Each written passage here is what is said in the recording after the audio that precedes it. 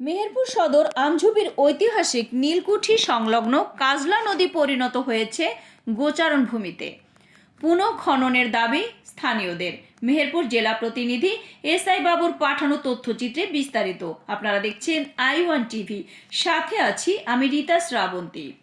British আমলে নীল চাষের উদ্দেশ্যে ইংরেজরা ৭৪ একর জমির উপর কালের সাক্ষী মেহেরপুরের ঐতিহাসিক আমঝুপি নীলকুঠি গড়ে তোলে। এই প্রত্নতাত্ত্বিক নিদর্শনটির পাশ দিয়েই বয়ে গেছে কাজলা নদী। কাজলা নদীর তীরে আমঝুপির নীলকুঠি অনেক ইতিহাস আর ঐতিহ্যের সাক্ষ্য বয়ে চলেছে।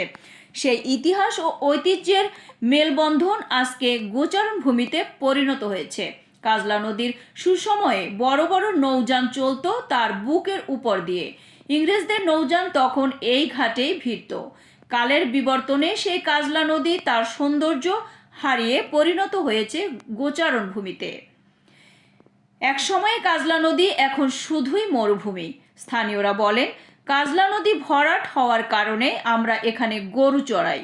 প্রায় ১৭-১৮ বছর ধরে কাজলা নদীতে আর পানি থাকে না।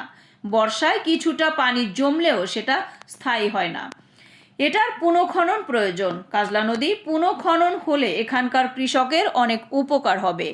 এই কাজলা নদীতে আমরা গোসল করি, পাট জাগ দিই, মাছ ধরি, কাজলার পানি দিয়ে জমিতে সেচ দেই, কিন্তু নদী শুকিয়ে যাওয়ার কারণে সেটা আর হয় না। কাজলা নদী পুনঃখনন হলে ৫ গ্রামের মানুষ উপকৃত হবে। কি করতে এসছেন? গরু চড়াতে এসছি ভাই। গরু চড়াতে এসছেন। গরু চড়াচ্ছেন কোথায়?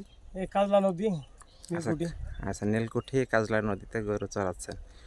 আচ্ছা, কেন চড়াচ্ছেন বলেন তো? এখানে শুকনো, কিছু পানি নাই, নদীতে পানি নাই, শুকনো, তাইতে আচ্ছা, নদীর এই যে অবস্থা, এটা কতদিন থেকে এমন? অনেক দিন হলে মনে পড়ে আছে, ভরাট হয়ে গেছে নদী। নদী ভরাট হয়ে গেছে, যার কারণে আপনারা ভরাট হয়ে গেছে বুঝলি, পানি থাকে না। পানি থাকে না, তাই আপনারা গরু চড়াচ্ছেন এখানে। জি হ্যাঁ। আচ্ছা, আপনারা কি নদীটা খননের প্রয়োজন মনে করেন? হ্যাঁ, কাটার দরকার তো নদীর। নদী কাটা দরকার। হ্যাঁ, প্রয়োজন আছে নদীর। আচ্ছা, এই নদী খনন করা হলে কি কি উপকার? পানি থাকলে, উপর বৃষ্টি থাকলে আপনার ভালো হবে, সব দিকে ভালো।